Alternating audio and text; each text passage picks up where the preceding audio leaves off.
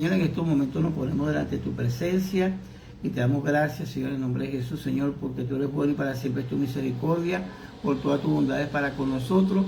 Y permite que esta palabra que hoy va a ser llevada, Señor, en nombre de Jesús, Señor, delante de tu presencia, pueda en el nombre de Jesús, Señor y Padre Celestial, traer un antidoto para nuestras vidas, de tal manera que comprendamos la profundidad de este tema y que en el nombre de Jesús, Señor, lo apliquemos a nuestras vidas de tal manera que seamos precavidos con respecto a todo lo que tiene que ver con este tema. En el nombre de Jesús, amén. Amén, amén, amén. Bueno, queremos bendecir a todos los que están allí presentes. Tenemos a Gladys Hernández desde España, a Jonathan desde acá, desde República Dominicana. Ahí están mis hermanas Ana y Esther desde Venezuela, Alecer desde Venezuela, así que, bueno, habemos de varios países. Quiero darle gracias a Dios porque su palabra siempre nos va a exhortar, pero esta semana estuve meditando en un pasaje que tiene que ver con lo que es capaz de hacer un verdadero amigo. Cuando uno es valioso para alguien o cuando alguien es valioso para uno. Bueno, se supone que el primer amigo, ¿verdad?, del que tendríamos que hablar sería de Jesús. Él nos llamó amigo. Él dice que se llama amigo es aquel a quien se le confía todo y en quien uno deposita una responsabilidad y sabe que ese amigo no va a fallar, ¿verdad? Que va a cumplir con lo que uno le está pidiendo. Y vemos la amistad de Jesús para con nosotros, bueno, al punto de dar su vida, ¿verdad? También vemos otra, bueno, no voy a hablar de todas las amistades que hay en la Biblia, pero por lo menos quiero mencionar estas tres, la de nuestro Salvador, la de David y Jonatán.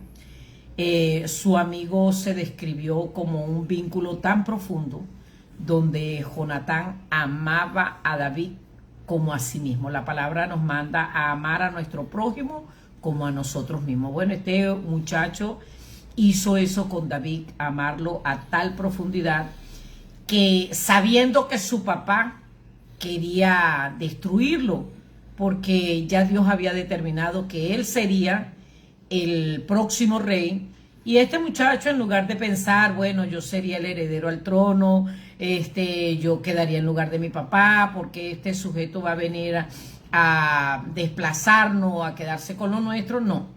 Él incluso lo defendió de su propio padre y se juraron una amistad que aún después de muerto Jonatán, David honra este pacto entre ellos y manda a buscar a Mefibosé para, valga la redundancia, honrar, restituir a este descendiente de Jonatán. También vemos la amistad de Ruth y Noemí, suegra y nuera. Y a pesar de las diferencias culturales, formaron una amistad tan grande que Ruth no pensó, bueno, me voy a quedar sin familia, no tengo marido, voy a buscarme un hombre en otro lugar. No, ella le dice a su suegra, tu pueblo será mi pueblo y tu Dios, mi Dios será. Y se amalgamó a esta mujer en un pacto que Dios honró y pone gracias sobre Ruth por la lealtad a esta amistad y le concede que un pariente cercano la desposara y de esa manera poder vivir ella y su suegra o su ex suegra. Y de Cristo, de ella viene Cristo, de su descendencia viene Cristo. Así que vemos amistades sólidas en la palabra de Dios, vemos amistades que estuvieron dispuestas a velar el uno por el otro, y Proverbios 17:17 dice, en todo tiempo ama el amigo y es como un hermano en tiempo de angustia. Bueno, Dios nos ha levantado amigos, ¿verdad? Por lo menos aquí en República Dominicana. Gente que uno los ve actuar por uno y uno dice, wow, definitivamente esto es Dios amándonos a través de estas personas. De verdad que hay gente que te hacen sentir en familia, te hacen sentir valorado, te hacen sentir amado y que eres importante para Dios y Dios te ama a través de ello. Eso es un amigo. Ahora, no hay un problema que es que nosotros tenemos que comprender la importancia de escoger buenas amistades. La Biblia nos enseña cómo se debe de comportar un verdadero amigo. Osvaldo, Proverbios 18:24. Dice, hay quienes parecen amigos, pero se destruyen unos a otros. El amigo verdadero se mantiene más leal que un hermano. Escucha eso. Hay quienes parecen amigos, pero se destruyen unos a otros. Lamentablemente hoy en día, bueno, siempre, ¿no? Siempre, porque Satanás mete sus pezuñas inmundas para destruir la hermandad, tanto en el evangelio como en la familia. Vemos familias que se buscaron de destruir unos a otros a través de la Biblia a montón. Vemos amistades que luego no eran amistades leales, sino que se traicionan unos a otros también en la palabra de Dios.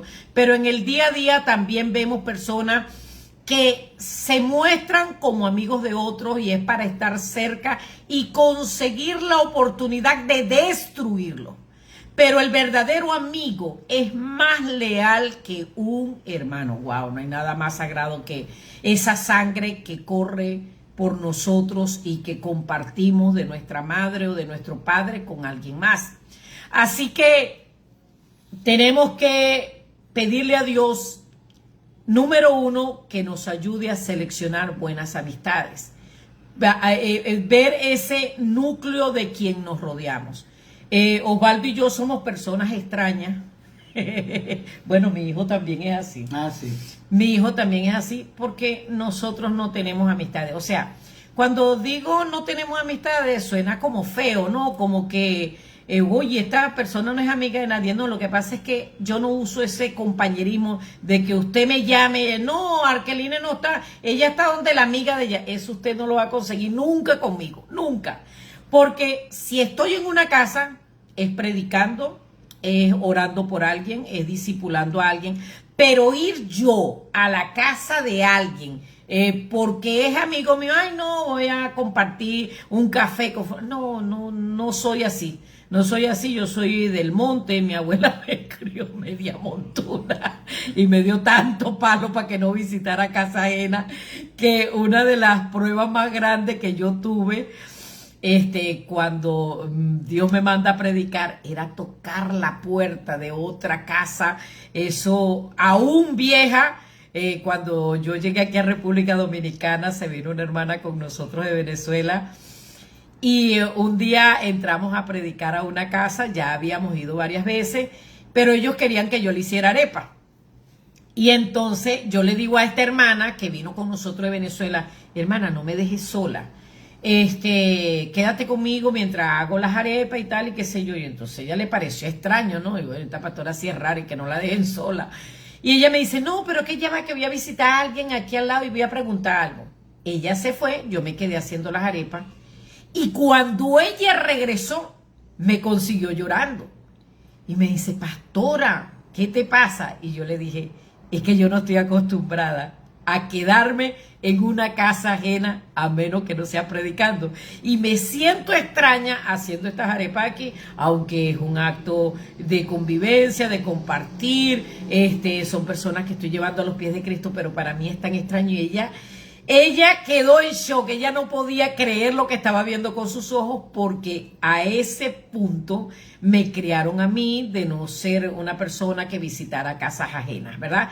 Pero cuando a alguien le digo, puedes contar conmigo, es que puede contar conmigo. No es que puede contar conmigo y los desatiendo y me olvido de ellos. Si alguien me pide una oración, hay una hermana muy amada, ella se llama Carolina y ha estado pasando momentos muy difíciles Y ella me dice, pastora, no me descuides en oración. Y es una de las personas que en este momento estoy como que si tuviera un bebé recién nacido, siempre estoy pendiente de ella, porque ella me pidió cobertura para un problema que estaba presentando de salud, y así que yo me siento comprometida y soy feliz cuando la gente viene a mi casa a atenderlo, recibirlo, prepararle cualquier buena comida, pero no soy de ir a la casa de nadie, a menos que, bueno, si una invitación, hermana, venga a mi casa, pues yo voy y comparto con la gente, pero no es de que,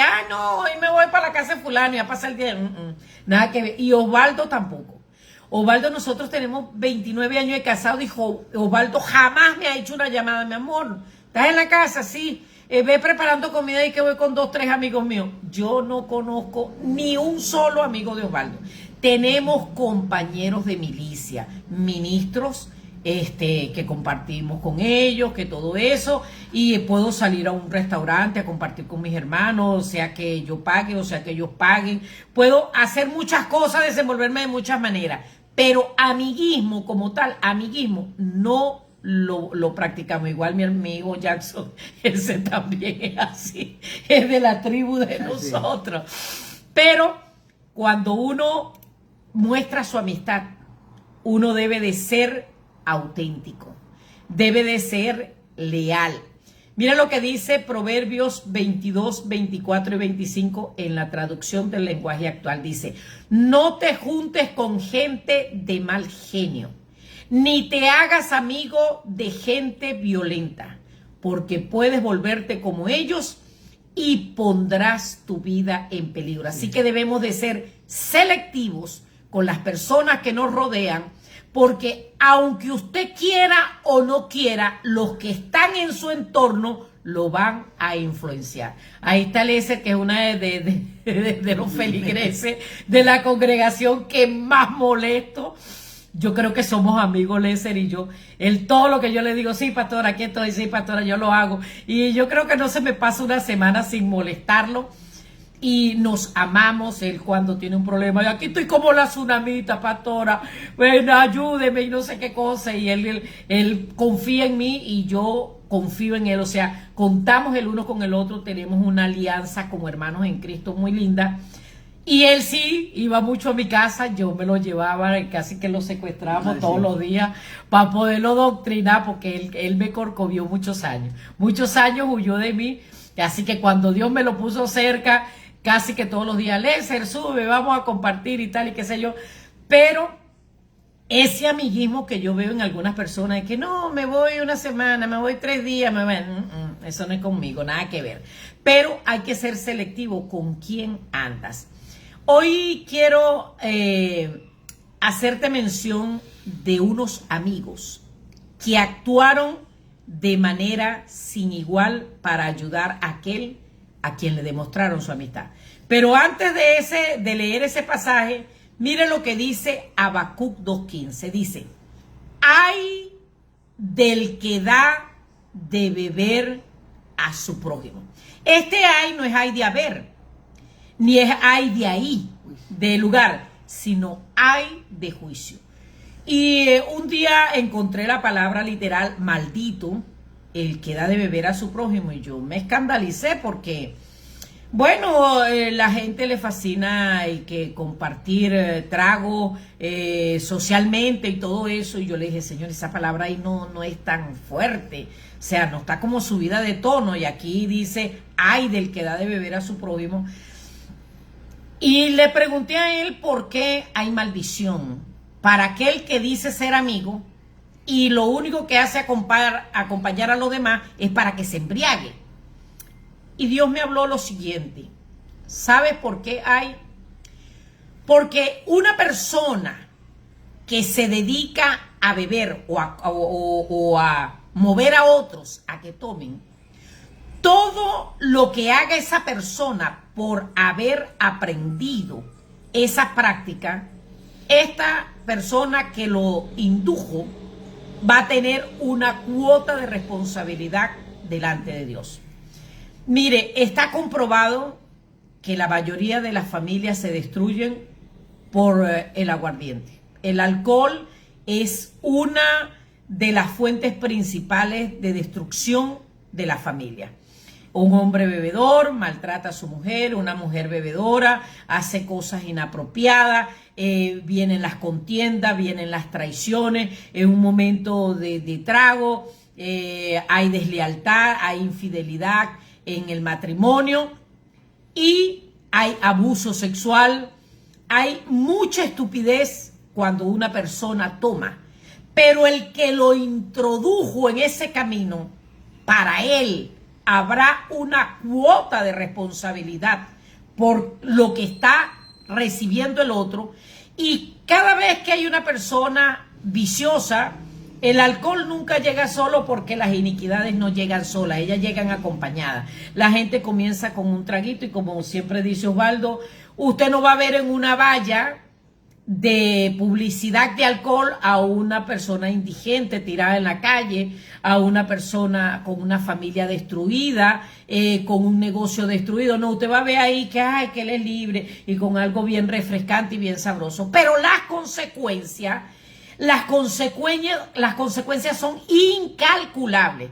Las personas comienzan con un traguito para distraerse, para disfrutar, como que si no se puede hacer disfrute sin eso, comienza dañando la salud.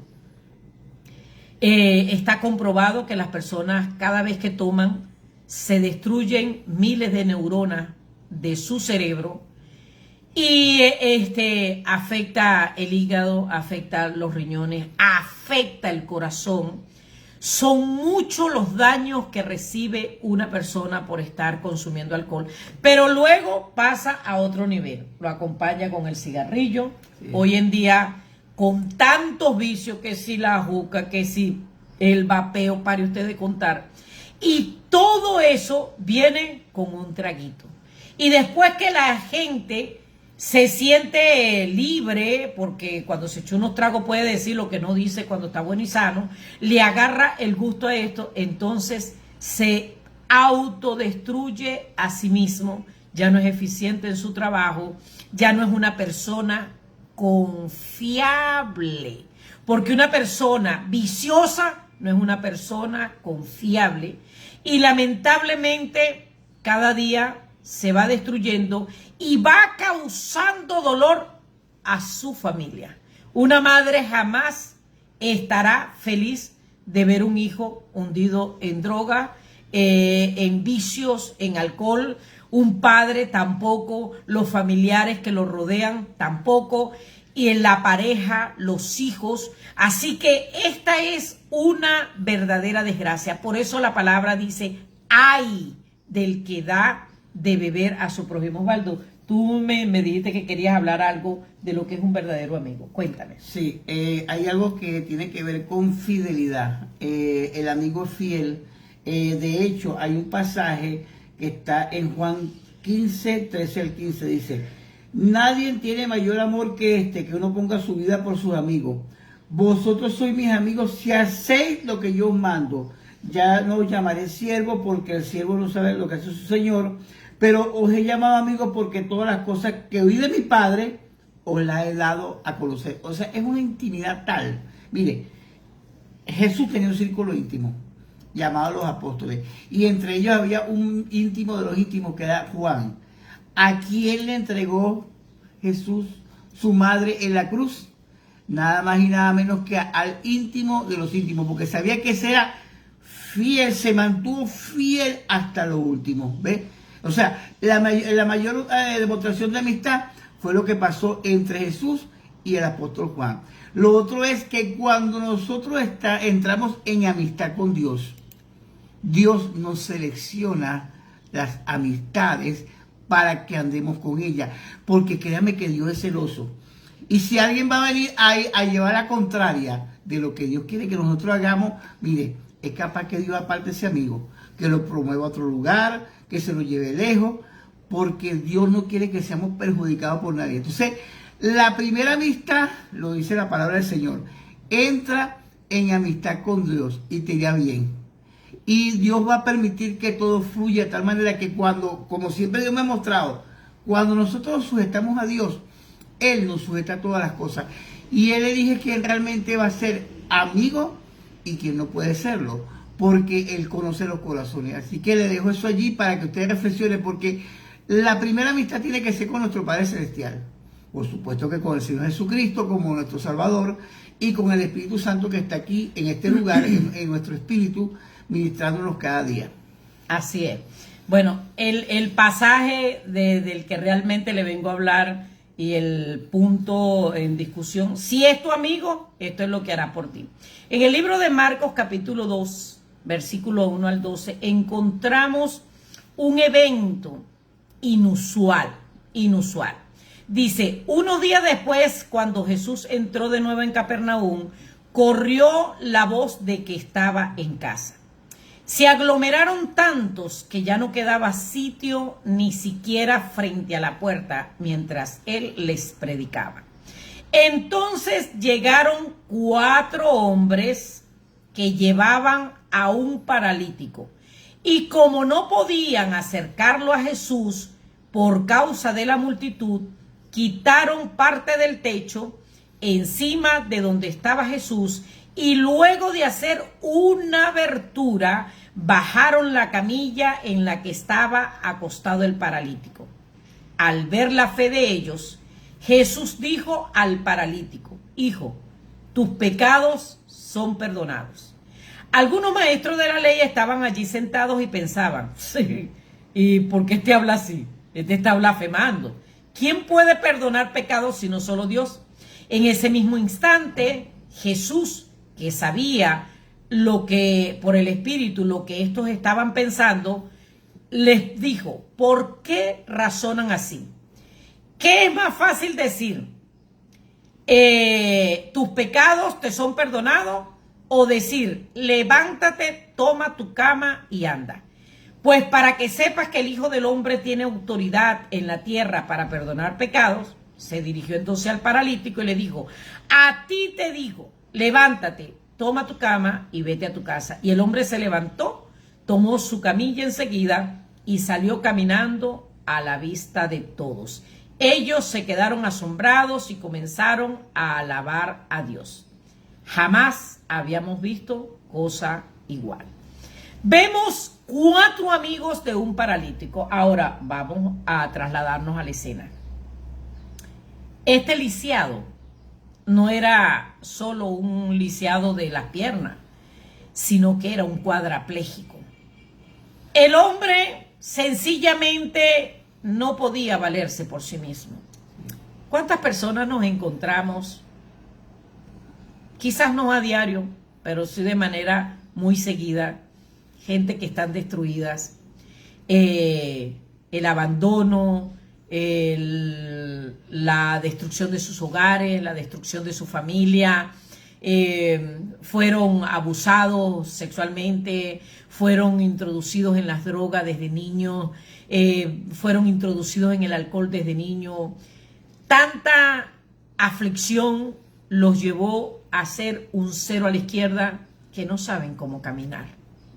A lo mejor no están lisiados físicamente, pero lo están en su espíritu.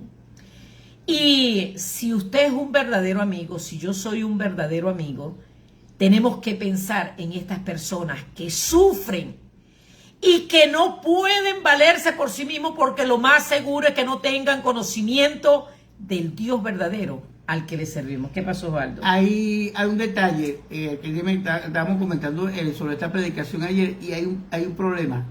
El lisiado pesa más que una persona que esté realmente completamente sana. ¿Ves? Osvaldo siempre llega al final sin empezar por el principio. Ay. Él da la respuesta antes de dar la enseñanza.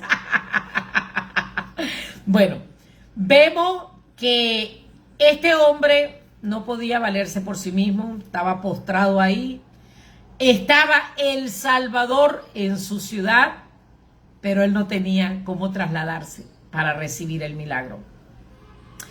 Y estos 4 amigos se pusieron a pensar, tenían un solo objetivo: cómo acercar a este paralítico a Jesús para que recibiera la restauración de su vida, porque la postración estaba a tal punto que el hombre ni siquiera hablaba. Vea el pasaje para que usted vea que el hombre ni siquiera hablaba. No es que era mudo, es que estaba en un estado de postración que no sentía ni siquiera la voluntad de decirle a otro, llévenme donde Jesús, llévenme a alguien a ver qué puede hacer. No, él estaba rendido, él se había quedado en un estado de postración que no tenía esperanza para nada.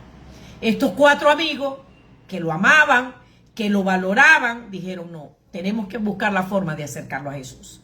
Ahora, un verdadero amigo es el que va a luchar para llevarte a ese encuentro con Jesús para que salgas de tu condición. Vas a tener que hacer como yo hice con un vecino de mi torre. Montarle cacería, declarar palabras sobre él todos los días, orar por él hasta que Dios te lo pusiera a hacer, que lo llevaras a eso. Vas a tener que hacer eso porque eso es lo que hace un verdadero amigo. No es solamente decir, ay, pobrecito, este desdichado, este desgraciado, mira todo lo mal que está. No, es luchar para que él tenga ese encuentro con Jesús. Bueno, los 4 amigos dijeron, bueno, somos 4. Y a pesar de que este hombre pesa, porque una persona cuando está inerte pesa más de lo que pesa regularmente cuando es móvil, entonces preparan un lecho y se llevan al paralítico. Ahora, cuando llegan a la casa, se encuentran que no podían entrar a causa de la multitud. Pero un verdadero amigo no se da por vencido. Ellos dijeron, bueno, ya hicimos el trabajo, lo traemos hasta aquí. De aquí no nos vamos sin el milagro. Este hombre necesita un encuentro con Jesús hoy. Y a mí me llama la atención porque esta gente no midieron las consecuencias de lo que están haciendo, porque así es cuando uno ama, cuando uno está resuelto a socorrer a otro, uno no mide las consecuencias. Ellos llegan, se suben al techo y quitan parte del techo calculando dónde pudiera estar Jesús, que no fueran a caer a abrir y que quedara sobre la multitud. Así que calcularon más o menos dónde estaba Jesús y quitaron parte del techo de encima de donde estaba Jesús. Pero luego, imagínese usted la fuerza que tuvieron que hacer esos 4 hombres para subir a punta de mecate, decimos los venezolanos, ¿verdad? A punta de cuerda, ese hombre lisiado que no podía hacer nada por sí mismo. Lo suben y luego un esfuerzo aún mayor. Lo bajan por el trecho que habían abierto y tener el cuidado de que no se desprendiera, de que no se rompiera el mecate, de que bajara correctamente a la posición donde estaba Jesús y que pudiera tener ese encuentro personal. Dice que cuando bajaron la camilla por la abertura, Jesús, al ver la fe de ellos, no del lisiado, el lisiado ya se había tirado al abandono, bueno, algún día me muero, algún día se acaba este sufrimiento, algún día cierro con esta tragedia de vida que yo llevo.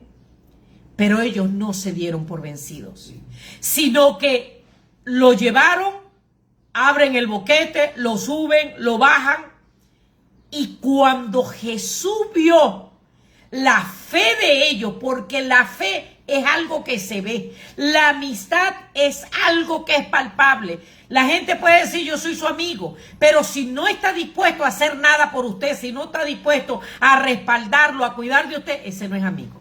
Esa es una persona que quizás tenga un aprecio por ti, pero un verdadero amigo es el que va a luchar por ti hasta el final y no te va a dejar solo y te va a mantener allí en la presencia de Jesús para que recibas tu milagro.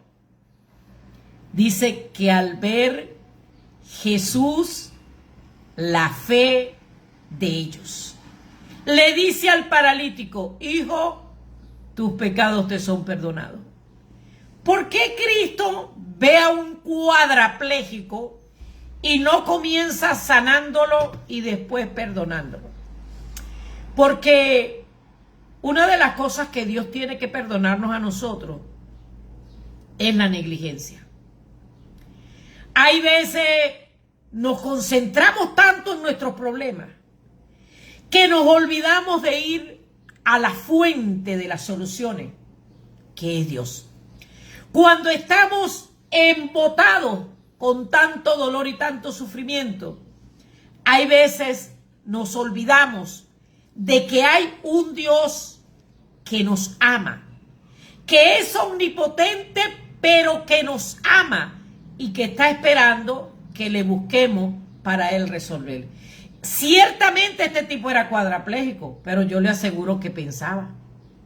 Yo le aseguro que aunque no hablaba con su voz audible porque estaba cansado de su situación, estaba atiborrado, estaba envuelto en tanto dolor, en tanta frustración, en tanta agonía, que no quería ni hablar ni pedir favores. Todo el mundo le fallaba, todo el mundo lo menospreciaba por su condición, que ya él no estaba en pedirle favor a nadie.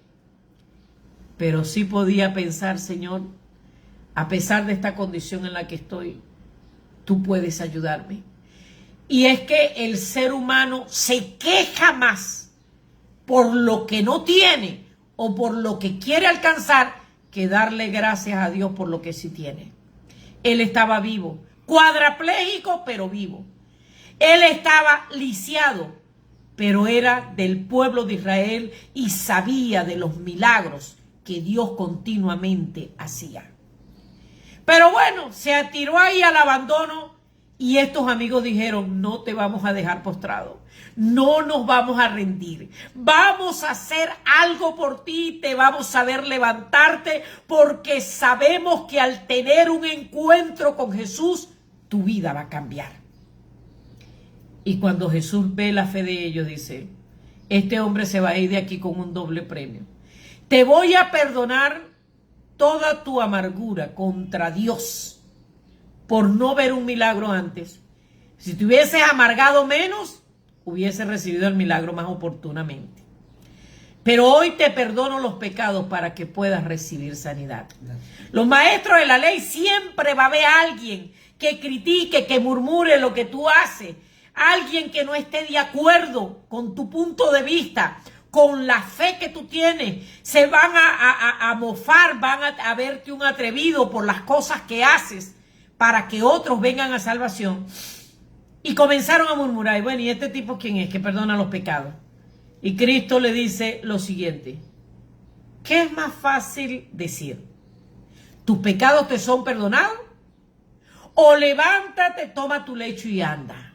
Ambas cosas se van a decir con la boca.